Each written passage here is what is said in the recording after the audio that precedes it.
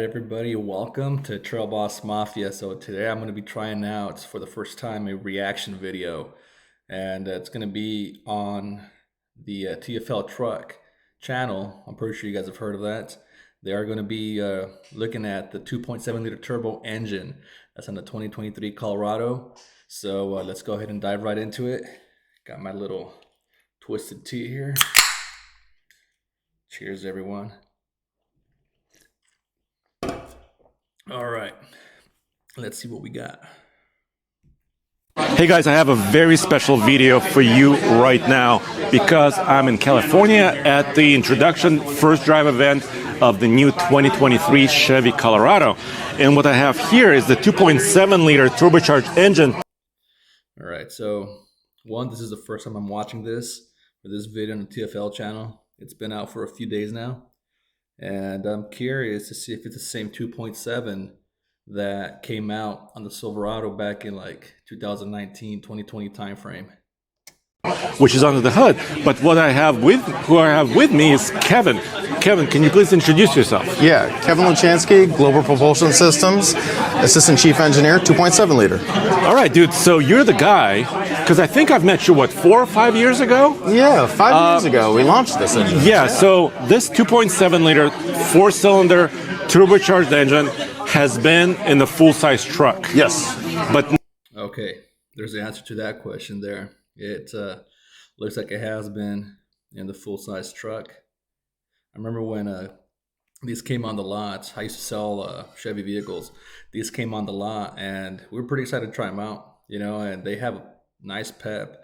It's like instant boost, right? Almost no turbo lag. And they performed awesome. It's just back then, we couldn't wrap our heads around the fact that the truck, you know, you had this big, newly redesigned Silverado truck, right? It sounded like a Honda engine, you know, but mind you, like that power was there. You could do a burnout like that. now you're bringing it to the mid-size truck. And by the way, if you're wondering why we're holding gloves, we'll explain. See, that is more, I guess, doable for me, right? I could see this 4-cylinder doing better as far as sales go and popularity goes in a mid-size truck versus a full-size truck. You know, I think the time for this engine to be in a full-size truck is not really there yet, as long as popularity with the masses go. But mid-size, all day. In a second, because you also have a torn down engine. Yep. Which is a little bit oily, and it is. It's been used. It has been run hard, really hard. And we can look at the internals. Yep. So in this video, we're going to tell you everything there is to know about one of these engines with the guy, I would say, the 2.7 guy. Yep. Yeah, and then look at some of the parts of a torture-tested engine. So, dude, so this engine right here, you were telling me before, this is kind of the original. All right, so that's interesting. I guess that's the brand new engine just for model's sake. And it looks like right on that table that you guys saw in the video where they panned out to, they have the same engine that's been torture tested. You know, so I'm curious to see what kind of torture test they ran on it, but hopefully they get to those tested internals here shortly. Kind of a cutaway engine from a few years ago. Yep. Really pretty. Everything's all chromed. You can see inside the engine in a number of different areas. Cutaway of the turbo. This shows the chain drive. We've got the chain drive after torture testing all laid out, so we can see that. Up for auction right now over at TFL Bids is this awesome 2022 Chevy Colorado. All right, there you go, guys. A little free exposure for them. Not that they need it. They got like 426,000 subscribers. ZR2, That's basically a a Bison that's got tons and tons of AEV modifications that make this thing. See, that stance you saw there, the tires weren't too wide. I think it's perfect if you go with a 10.5 versus a 12.5. Plus, excuse me, you got less mud being flinged up towards your rearview mirrors, which I hate that. Ready to hit the trails and tackle whatever you want to throw at it. Nice. Not only that, it's got 2 sets of wheels and some final graphics. Check it on out over at tflbids.com. So we're going to look at all this stuff. So obviously, like we said, Yeah, off topic here, but I'm actually looking to downsize the width of my tires in the ZR2 once these tires wear out. Again, I just think they're too wide for a mid-sized truck. It's not my style. Cylinders, but 2.7 is kind of a large displacement for a 4-cylinder. Big, yeah, yes. Big 4-cylinder. Why is that? Yeah, so great question. So the big 4-cylinder. Yeah, I never thought of that. Excuse me, but 2.7, it is kind of big. You're almost jumping into a small V6 territory there, like the new EcoBoosts. So there's a 4-cylinder. When it blows down, so blows the exhaust out, it has to hit the turbo. Yeah. The bigger that cylinder is, it's almost like a sledgehammer. It's bang, it hits the turbo and it gets the turbo spooled up fast, which means low lag. So as soon as you step on the gas, big boost. So that explains that the larger displacement of the cylinders here explains why there's almost no lag with this turbo. Like, I don't know if you guys have test driven this 2.7. If you haven't, go out to your local dealership and try it out. You'd be surprised that as soon as you jam on the throttle, it's like instant. It's like you literally can't feel the turbo kick in because it's instant. Torque, right? Okay, can you explain this? So this is the exhaust manifold, right? It is, yeah. And this is something called dual volute. Am I getting that right? You nailed it. Okay, yeah. What is dual volute? So dual volute, what it does is we take the cylinders fire 1, 3, 4, 2. We take and we couple the cylinders 1 and 4 because they're opposite of one another, and 2 and 3. So 2 and 3, 1 and 4, they're separated all the way to the turbo wheel. And they hit the wheel up and down like this, and it keeps the flows completely separated. So it hits with a higher pressure differential across the turbo. It's all about getting it spooled fast. So with a turbo, so low lag basically. Low lag. So pulling your boat out of the boat ramp, pulling a stump, right? Just launching off the line with a trailer. All about making that torque as fast as we can, boost as fast as we can. All right. So if I'm understanding this correctly, again, I'm no engineer. My mechanical skills go as far as learning how to break stuff and try and fix it before I got in trouble as a kid to doing that now, right? But from my understanding is the reason that you got these turbos like that, it's like continuous even boost, 2 cylinders at a time. So as soon as one set of cylinders goes down, the other 2 are coming right back up, leaving that pressure in the turbo to maintain the lack of turbo lag, constant boost. I may be wrong. If there's an engineer watching this, let us know in the comments. And so it's all about the engine with the turbo matched perfectly and working in harmony. Sweet. And this is the only power plant basically in the new Colorado. It is, yeah. But you have several different power levels. Let's save that for another video. Okay. We're not going to say all the specs now. This is kind of the internals of the engine, right? So you mentioned chain drive. Yes. Is that for durability? Yeah, so roller chain, awesome for durability. So you can see it looks like a bicycle chain, and low stretch on these, low friction. Also, this tensioner has a special little relief valve in it that anytime the pressure gets too high, it actually relieves. So what stretches chains and starts to wear chains is either lack of oil or too much load. It's awesome that they had the chain towards the front of the engine versus the back. So if you ever have like timing chain issues, you could access it easily through the front by just removing the radiator and a radiator fan if it comes with it, right? And just getting in there and knock the work out. Load. So just a little tiny detail in this keeps the load down so that the chain doesn't stretch, doesn't get overloaded. Lots of little details on this engine to make it durable for a truck and truck duty. Sweet. And then I noticed this, you talked about it before, but this is the coolant pump, right? The water pump. It is. Tell me about this. This is really cool. So this is a brushless DC motor, 600 watt. It's an electric water pump. And what's really cool about this is, say you come up a hill and you're towing and your turbo's glowing hot, and then you hit a stoplight or a stop sign. In a normal engine that has the water pump hooked to the crankshaft, when the engine comes back to an idle, the water flow drops. With this, what we're able to do is the engine is still really hot. It needs full coolant flow. We're able to continue to feed full coolant flow to this. And then vice versa, on the warm-up, you don't really want to have much coolant flow. So if you start to drive fast and everything's cold, the water's flowing too fast through the engine. Well, that's actually pretty smart right there. An electronic water pump. This, we were able to just slow the water pump down and just provide. I wonder if they could do that with the transmissions too. Because I remember on my trail boss, we went off-roading over at Sierra Butte's trail. And just going up that trail, it was crazy. It wasn't even that hot that day. It was honestly like around 80 degrees, higher elevation. And I got the transmission warning light on that it was overheating. So we had to stop and wait about 30 to 40 minutes for it to cool down before we could take off again. Nothing bad happened to the truck. I just stopped. Whoa. Looks like my dog was scratching himself and squealed. But yeah, we just stopped out of an abundance of caution and proceeded later on.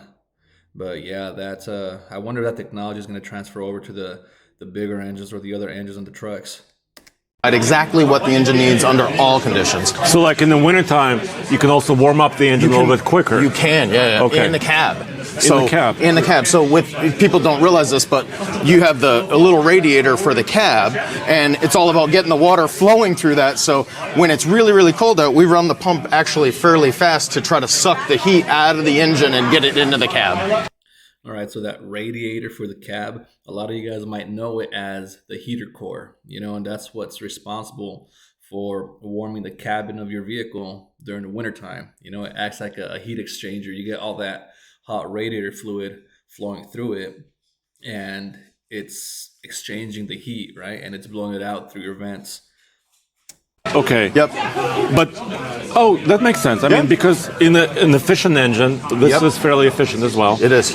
Sometimes it takes it a while to warm up, right? And especially for the cabin as well. Yeah. So in this engine, so again, exhaust manifold, like you said, it's actually integrated into the cylinder head. We feed this. This is the feed to the cab. Okay. It comes right off of the exhaust manifold. So it's the first thing off the exhaust manifold. So the hottest water goes.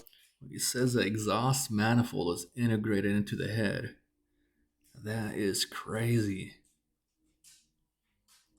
Man. Right to the cab in the winter, up in Canada or wherever it's cold. We get awesome heating. Is that the oil filter down here? It is, yeah. So great detail. Okay. So turbochargers. Okay. Turbos work wonderful these days on engines, and the reason is, so back in the 80s, many turbos did not have coolant flowing into the turbo bearing housing. Okay. So a lot of older turbos needed to have after run, and it was because they were only oil cooled. So you would get it really hot, and then the only way to cool it, right? You'd let the engine just sit and idle so that the turbo wasn't working, but you'd still feed oil through it. In our case, so we feed coolant through this, and it's actually, this is the feed in, and there's another feed out that's cut away, but it goes back up to here. Okay. So there's just natural thermal siphoning that happens, or we could bump the electric water pump on. Even with the engine off, you can flow coolant through to keep the turbo cool if it's needed, but it naturally just thermal siphons up. And all right, so here's one thing about me not trusting, right? Turbo gas engines on a truck until just now, because again, reliability issues from the past, like he just explained, it's something that I didn't want to deal with, which is why I ended up with a diesel with the ZR2. But looking at this engine so far, from what he's mentioned here in this video, it's looking like the 2.7 is a pretty promising engine.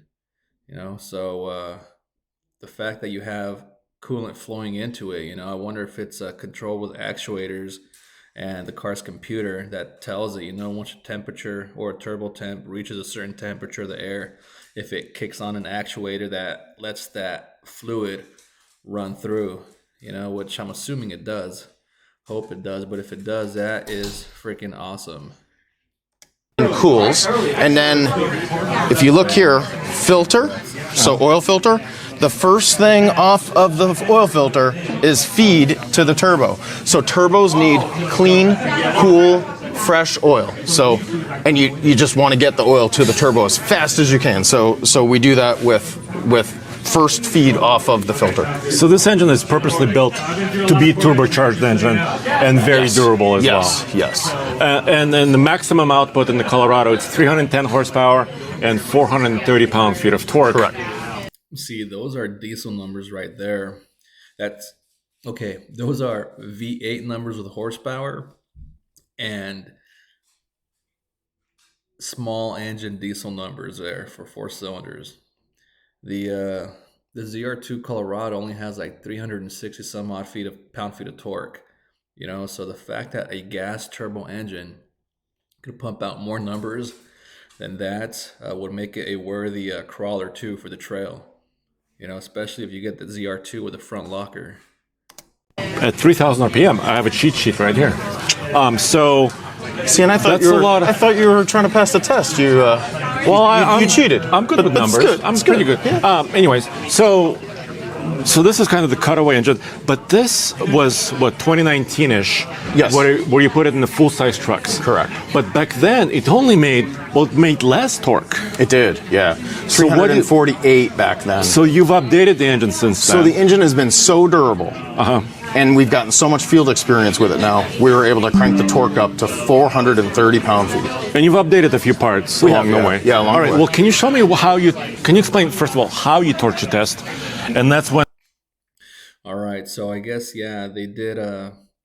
They field tested that 2.7 so much. I guess they felt comfortable with bumping up the numbers, and we're about to see this old engine here broken down, the one that they torture tested. When we need the gloves, right? Yeah, we'll put some gloves on. And then show these parts. So what are we looking at here? Okay. So first you asked how we torture test. Yes. Okay. So we torture test the engine 24 hours a day for roughly a couple of weeks. This particular test will run. 24 hours a day. And what we're trying to do is duplicate a customer that is, we call it like a 99th percentile customer. It's the person that you know that every single stoplight, they hammer their car as fast as they can, 0 to 60, or they're basically towing a trailer on a... That 99th percentile customer is not 99th percentile. I come across them every single day in traffic. And it's funny because you pull up to them and you see them at the red light. You're like, what was that for, dude? Why? truck like all the time. I know this person. I think it's Nathan. I work with Nathan. I knew you would know somebody. Yeah. Or Mr. Truck, maybe. Okay. Could be. So you take that customer that just is really, really hard on their vehicle, and then we project for the life of that vehicle how many times they're going to do that, and we duplicate that on our engine dyno. Okay. So this engine has run that, and what we have here is a block. We've actually cut it so that we could get it out here to California. Yeah. But it's really cool. It shows one of the key features is fully forged bottom end. So you can see the forged steel cap that's on here. Our main caps are fully forged steel. You can actually see the detail of the liner. So we cut through the liner. So this is a nodular spun cast liner. So the best iron that you could ever make on this liner. And so then this is after all the testing. We're looking at the engine after it did all the testing. Yeah, you can see all these parts are oily. This had to get washed so we could cut it, and we're actually analyzing the back end of it. Okay. But this end of it's really cool because you can see how the liner. So it's a spiny lock. So it's high pressure die cast around it, and if you really zoom in, you can see the detail of how this liner is cast in place. It's never going to come out of there, and it's the best material. You can see there's no ridge on here at all. You can see a little bit of a mark from the piston moving up and down, but there's effectively no wear on this thing. Yeah, that looks pretty freaking smooth to have been stress tested for 24 hours straight. But you do have to ask yourself, like, how many days or for how many miles, right, or hours or whatever was this engine put to the test, right, to get these kinds of results afterwards. So hopefully they mentioned that later on. And it's because of how great this iron is. I got you. Better than compacted graphite. And you run this, like you said, at maximum RPM, maximum torque, So it's maximum basically horsepower. it effectively is doing peak torque to peak power all the way up to red line, and it's just doing it over and over cycling and and over. cycling. And Okay. it does a little bit of idling here and there, but it's mostly high speed, high load. So wide open throttle for hours and hours and hours. And by the way, So- before you continue, Yep. your ratings, are those on which type of octane? Regular fuel. So Just we recommend 87? 87 octane, Okay. yep, up to E15. So Yeah, these gas prices, man. I don't know who likes to pump 91 octane. Then again, I don't have room to complain because I have to pump diesel every now and then. E0 to E15, regular fuel. It's what we recommend. It's what we designed it for. So crankshaft. One of the changes that we made from model year 19 into 22 and a half and into the 23 Colorado is a stronger crankshaft, 30% stiffer in this area of the crankshaft. What's cool about this? So this crankshaft has completed its full test, and this is very standard for our engines. The bearing journals, you barely see any scratches. But they look shiny. They're roll filleted. They're hardened. They look amazing. Bearings. Man, that crankshaft there looked almost freshly machined off the assembly line. Wow, or the CNC line, whatever you call it.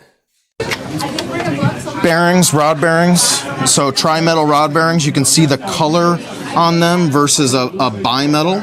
So this has a top layer that helps with embedment and high load. This is basically a diesel bearing. Okay. You can see how beautiful they look, and they've run their full life. These bearings actually still have the 2D matrix on them that our plants use to size this bearing to this block and this crankshaft. We have 5 classes of bearings, so that they're select fit for the particular engine. So balance shafts, you can see the bearings on them. They look perfect and pristine. We've got. Do you have the pistons? Can you look at the pistons really quick? So the pistons see a lot of heat. You can see the bluing on the pin. We run them really, really hard. And obviously the top of the piston, obviously it's been used. It's been run to and so basically a lifetime. Lifetime, yes, exactly. So one of the cool things, again, very diesel. So there's a lot of diesel type technology in this.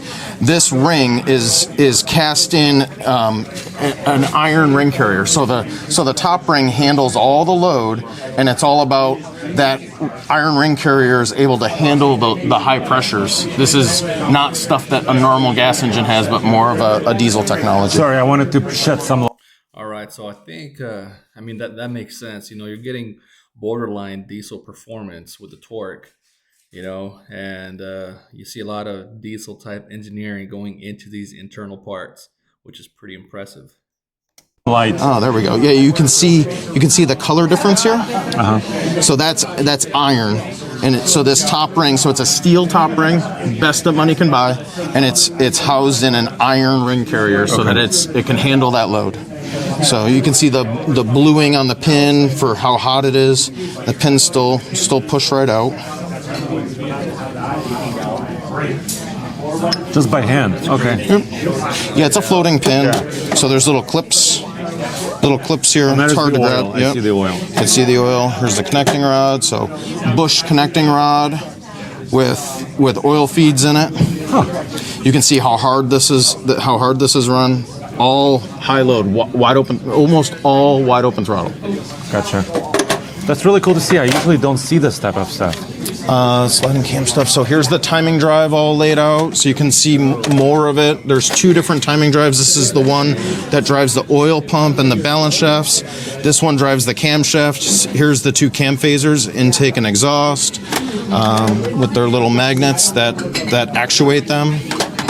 The chain tensioners. Move in and out. Sweet. Did you get the agent standing over here the whole time just talking?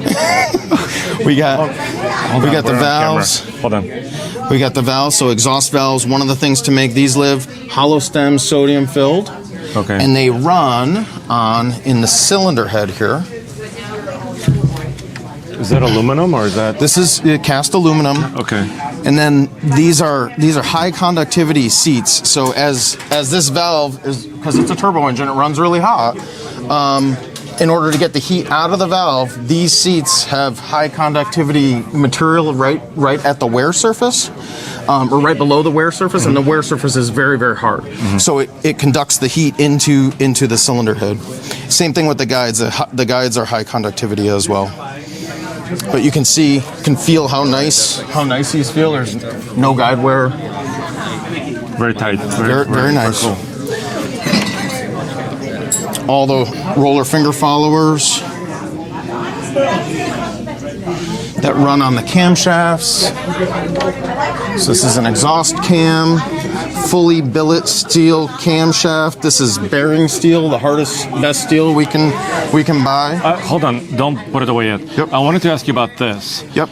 What is that? So this is the sliding cam. So the exhaust, the two cylinders in the center can go to deac and turn off. So we go from high lift to zero lift right here. And basically all this does is slides like this back and forth. There's a little actuator. The cylinder deactivation stuff.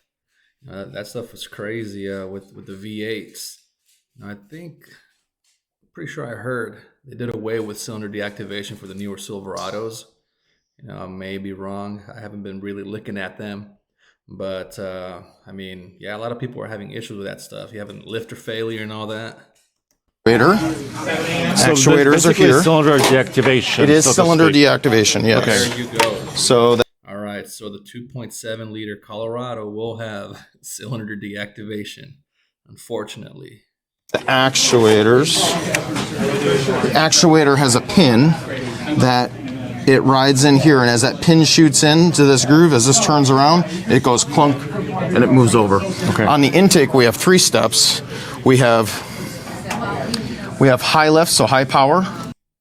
But this engine was stress tested. I just thought about it, and they haven't had failures yet. And I actually went to a Chevy dealership here local to where I live. One of the sales guys there, not sales guys, I think he's the social media guy. He said they flew out to Vegas or wherever they have events for salespeople, right? Select salespeople to take their team and whatnot.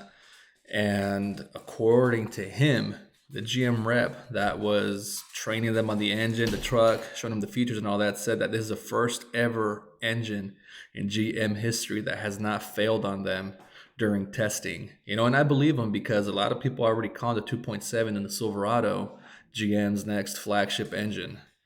So it's pretty cool stuff. So this cylinder deactivation might not be as bad or bad at all. Low lift and then zero lift. So again, AFM, the 2 center cylinders will go down to 0. So fuel economy mode, high power mode, ultra fuel economy mode. And that's seamless. I mean, the driver doesn't do anything, right? Driver doesn't do anything. Right. On the Colorado, it will tell you when you're in AFM mode, it goes into eco on the dash if you're looking at the fuel economy. I gotcha. So that's the turbo. This is the turbo. So this is the heart of the engine. And the engine was designed around this turbo. So you can see, again, cylinder 1, cylinder 4, and then on the head. Are you juggling engine parts now? I think so. So on the head, you can see I got cylinders 2 and 3 dump into the center. And that's the dual volute that you're talking about. Yeah. Yeah, let's not drop it. Okay, so that explains a whole constant boost, right? Continuous boost from almost zero lag. We get to see a better view of it. Our feet we don't have steel toe boots. So. And here's the heat. So the heater feed that we were talking about, it heats right off of the surface. So the exhaust gas is basically going straight to the heater core, which is why these engines heat the cab so quickly. I gotcha. So, but yep, nice big turbo, 57 millimeter compressor wheel, big. But you said there's little lag because of the design. Because of the dual volute, right? And the huge cylinders. Okay. They work in unison together. So yeah, this is basically a really great example of how the engine looks after it's done. Correct. Well, most of its life, right? Correct. And you simulate that in a dyno. We do. Yep. That's very interesting. Yeah. Any other questions? Well, I have 1,000 more questions. Well, we have all the time in the world. No. Actually, you're really good at explaining this. So, and then the Silverado still has this engine, right? It does. Okay. Yep. So it'll move forward in 23 and 24. 24. Yep. And et cetera, et cetera. Yep. So all these parts are common between Silverado and the Canyon as well. Can I ask you one more thing? Can we go back to the engine really quick? Absolutely. Because your work truck has a lower power output. Yes. This is the common question. All right. pretty sure he's about to ask why the work truck, why the regular one, the Z71, the Trail Boss, ZR2 have different power levels, but on the same engine, and hopefully ask it because I'm curious to see how they're doing it. Right? You have three power choices for the Colorado. You have the work truck, basically the base engine, then you have the Turbo Plus, and then you have the high output. Can person jump from the work truck all the way to high output? Or can you explain that a little bit? No, they can't. So the base engine actually has a few parts that are removed specifically for the application.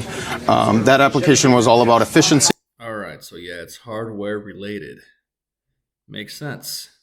And value, and really what a work truck customer is looking for, value. Yeah. So once you go to L3B, which is the mid-engine? the RPO, it's the mid-engine. So that's in an LT. You can get it in a work truck as well. Then you can opt for, so that makes 391 pound-feet of torque, 310 horsepower. You can opt optionally to go up to the high output. So Even after purchase? even after purchase. Yep. Okay. So it's like an accessory, so like a tonneau cover or side steps that you might put on a vehicle, you can go up to the full high output. So But you can't do it from the base motor. And You can't do it from the base it's because motor. of some of the hardware changes. some of the hardware changes, yeah. All right, so it sounds like aside from the base model work truck engine, you could select, after the fact to do a high output option, which it's similar to what Tesla's got, like on the Model 3s and Ys, you buy them and it's probably done like with a firmware or software update, right? For like $2,000 more, right? On a Model 3, you could purchase an update that lets your 0 to 60 be like 1.3 or 0.9 seconds faster than it is, so that's probably what GM is doing here, which is pretty cool. I wonder if you could do it after the fact, like after the sale. So you buy your truck, you drive it around for a few days, weeks, months, years even, then you go back and you say, hey, I want some extra torque and horsepower, what can you do for me? That would be pretty cool.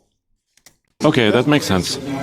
Well, thanks, dude. I cannot wait to really tow with this engine, put it to the test. Goes really well. Because Yeah, I've we're tested excited. this in the original form in the Silverado. Yep. But I haven't done the high output yet. Waiting for you guys to get it on Ike. Yeah. All right. Thanks a lot, All man. right. Thank you. All right, guys. So it looks like that video ends right there. And apparently they're going to get their hands on this 2.7 Colorado to test it on the Ike Gauntlet, which I'm pretty sure you guys are that are familiar with TFL know that that infamous stretch of highway, right, going uphill. So it'll be pretty cool. And thank you guys for watching this video. If you made it this far, it's the first time I do a reaction video to an engine here, especially on a Chevy engine. All right, guys. So again, thank you. If you don't follow us on Instagram, Trail Boss Mafia, subscribe if you're not subscribed. And we also have a Patreon. It's patreon.com/trailbossmafia. As of today, there's still 0 patrons. But once we get that rolling, you guys will see the different tiers we have there to start building a good community there on Patreon. All right, guys. Thanks again for watching.